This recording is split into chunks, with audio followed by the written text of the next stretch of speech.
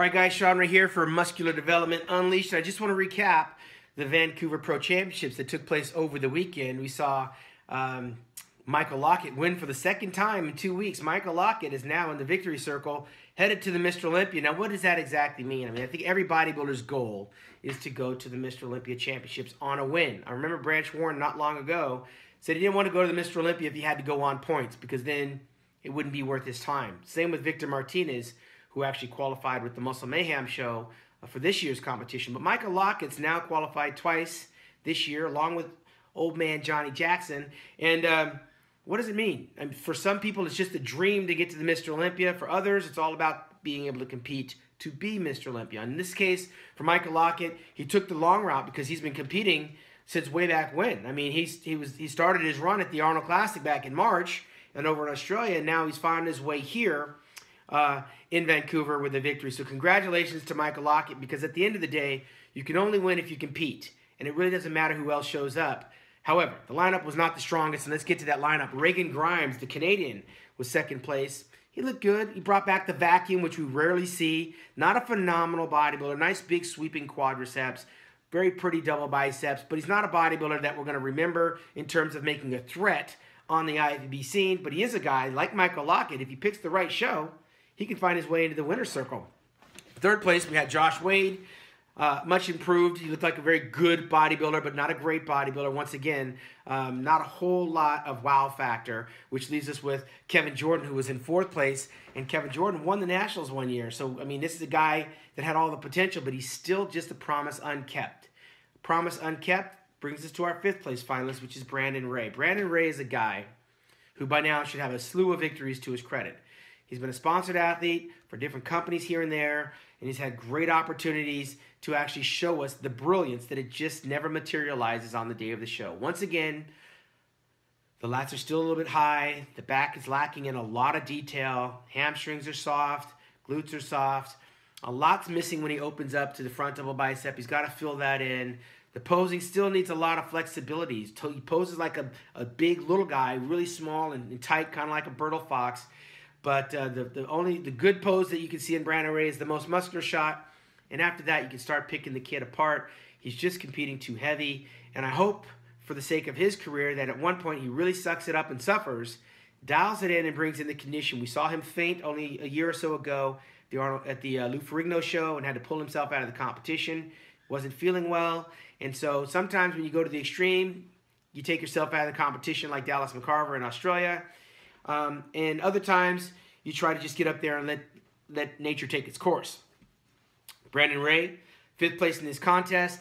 It's not a whole lot of excuses he can have for this one. Brandon just has got to dial in his condition and come in better. So one of the talk of the weekends with the 212 champion. Now, this guy's legit. This guy is really, really good. Let me get his name correct. His name is Ricardo Correa, and this is a kid that's won two back-to-back 212 championships. And right now, he looks to be a shoo-in to make waves in Vegas at the Olympia Showdown. Could be a top 6 finalist there.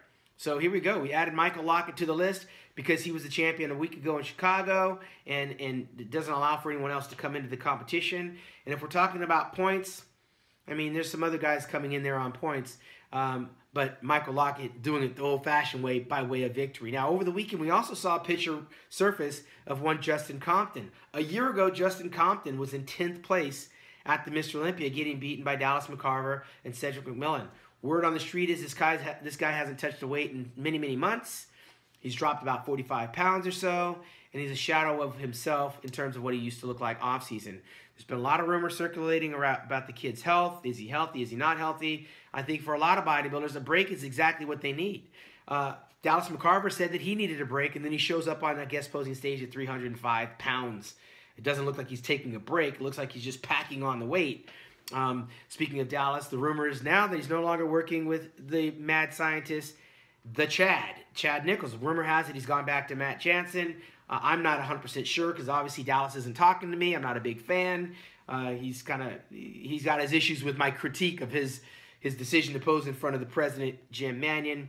But the word on the street is he's gone back to his old roots, which I think would probably be the best thing for the guy to do, if you ask me, and may preserve his health as well as his life by doing so, and he's going to sit out the rest of 2017. So right now the Olympia is shaping up, and of course the talk of the Olympia is going to be, can Danny Hester hang on to his classic physique title? Will Flex Wheeler pull a Kevin Levrone and flop, or will he surprise a lot of us at 52 years old and be something that we know that he's not? He's not a great bodybuilder unless he's maxed out, unless he's really big and really full. So now he's doing classic and no one's seen the legs. And he's got tattoos front to back. So there's going to be a big, huge question mark, but it's going to be an exciting one because Flex is not making the claims that Kevin Levrone made. Flex is not saying he's going in this show to be the Olympia Classic champion winner. Flex is saying, I just want to get on that stage again. And I want to look the best I can look at 52. That's respectable from anybody's vantage point. Now the rest of the work is going to be up to Flex and the judges. And it's going to be up to those other bodybuilders in the classic physique division to hold him off and take Flex Wheeler to school. So that's going to be an interesting lineup. And stay tuned here to Muscular Development. We do have some other pro qualifiers coming up before the Olympia. We also know that we've got the Team Universe Championships coming up. We've got the USA Championships at the end of this month in Las Vegas. John Lindsay putting that one on. We also have in August, Tim Gardner's putting on the Tampa Pro Championships, which is huge. It's a big, big show. Lots of qualifications going to be taking place there. And of course, at the end of August, we're going to have the North America Championships and the Masters Championships. So stay tuned to musculardevelopment.com, where we're going to continue to bring you results and updates in the world of bodybuilding, fitness, figure, and bikini and classic. Shawn Ray, and I'm out.